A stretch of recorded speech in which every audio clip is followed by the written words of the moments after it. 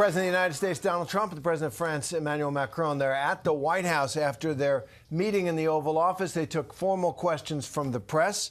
And really the main subject, of course, was the war in Ukraine, President Trump's efforts to bring it to a close, bring it to an end, bring peace to Ukraine, he says, in many ways by capitulating to what Vladimir Putin's Kremlin wants. And so Macron has come to the United States to try to represent Europe's desire here, which is not to award de facto victory to Russia. It is to help Ukraine guarantee its security while ending the war. Macron expressed that by saying that being strong and having deterrence capacities is the only way. He wants the United States to help guarantee Ukraine's security. Trump was non-committal on that altogether.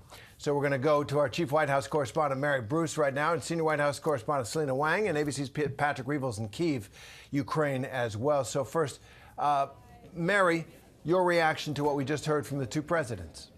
Well, look, despite all the niceties and pleasantries going back and forth there, it is certainly clear that they are not on the same page when it comes to Ukraine. As you were just mentioning, we heard President Macron saying very clearly that this peace must not mean a surrender of Ukraine, and repeatedly stressing the need for those security guarantees that President Trump has not been willing so far to outline. But yet, still, President Trump has said that he thinks this war could end within weeks. He thinks that when a deal is reached, that he said he may even go and visit with Vladimir Putin in Moscow. Of course, someone who he still will not label a dictator, even though that is a label that he is willing to use for President Zelensky. And I do think it is interesting. He was asked here, the Trump administration has been very clear what they are asking of Ukraine. They want this deal for natural resources. They're asking them to forgo NATO membership. They've said it's unrealistic to think they could go back to the pre-2014 borders. But the president here was pressed by a French journalist. Well, what is President Trump asking the Kremlin to give up? What does he want to see Russia bring to the table as part of this deal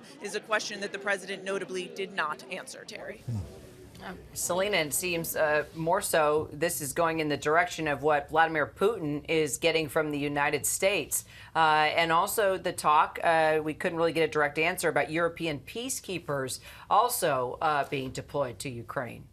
Yeah, well, on your first question, Kira, there was a journalist in the room who specifically asked President Trump, why do you trust Putin? And Trump really sort of sidestepped that question, and he essentially just said, I believe he wants to make a deal. And what was really striking there is that in almost every answer that Macron gave, he stressed that there needs to be security guarantees for Ukraine. He made sure to reference that they had reached a peace deal with Putin in the past in 2014, but he violated that peace deal, making very clear that there has to be long-term guarantees, there has to be strength behind it to ensure that Putin doesn't break his promise. President Trump, on the other hand, he did not reference those security guarantees that Macron was so clear to emphasize, which is a big reason why he wanted to have this meeting with President Trump in person. But look, you saw Macron there. He was really trying to walk a fine line. He made sure to praise President Trump. He also framed Trump's re-engagement with Putin in a positive light, though it has drawn a lot of concerns from European allies. He said that this is a new administration. There are reasons why President Trump should be re-engaging with Putin. Now, Trump, for his part, he's really touting his ability to talk to Putin, to engage with him. He said he believes this war could come to an end in a matter of weeks. He also said that he would make a trip to Moscow when the timing is right. Now, if that happens, that would be absolutely remarkable, as we've seen Trump really stop trying to isolate Putin both diplomatically and economically.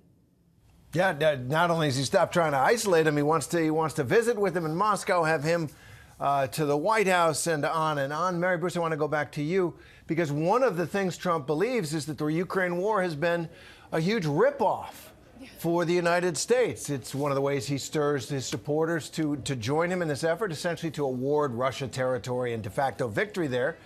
And he's convinced that the United States has spent more than $300 billion and not gotten a dime's worth of it back. That's his position. Yeah, and he's leaning into this economic message we've seen repeatedly here today as they have been meeting here at the White House. And the president even here repeated in the Oval Office and here at this press conference, this idea that Europe's aid to Ukraine has come in the form of a loan and that this is money that they are going to get back. He repeated it here, and we did see that sort of remarkable moment earlier in the day in the Oval Office where Macron actually interrupted the president and set the record straight, saying that's not true. He said, look, we provided real money, in his words. And Macron was also also asked, about his interactions with Putin. Of course, he has had direct negotiations with him. He recounted when he spoke with him shortly before he launched this invasion now 3 years ago, trying to hammer home the point the French president was making, which is simply that Vladimir Putin cannot be trusted, as he knows and as the world is watching as President Trump turns away from Zelensky and towards Putin, Terry.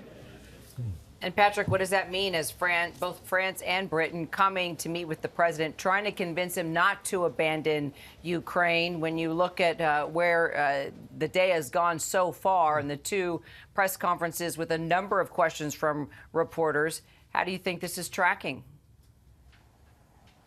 Hi, Kira. Yeah, I think we heard a number of very significant things from President Trump and President Macron during those press conferences.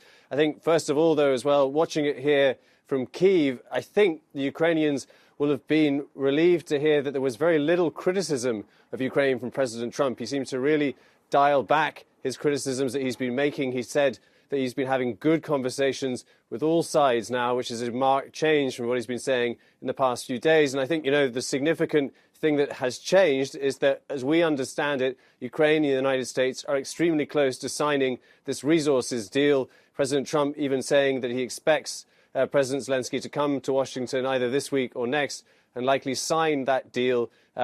Treasury Secretary Besant saying earlier that they're within the 1 yard mark of getting this deal over the line. This is the resources deal that would see the US receive ultimately $500 billion paid for using the resources of Ukraine. But I think also very notably was the discussion around European peacekeepers, with President Trump saying that he has asked President Putin specifically whether he would object to them, and he says that Putin has no problem with it. I think that remains very surprising. We don't know that for sure. We've heard from Russian officials, including the foreign minister, all week saying that it's kind of a non-starter, but it's possible that Vladimir Putin, it doesn't oppose it. We'll just have to wait and see, guys. All right, Bruce, Selena Wang, Patrick Reeville, thank you all.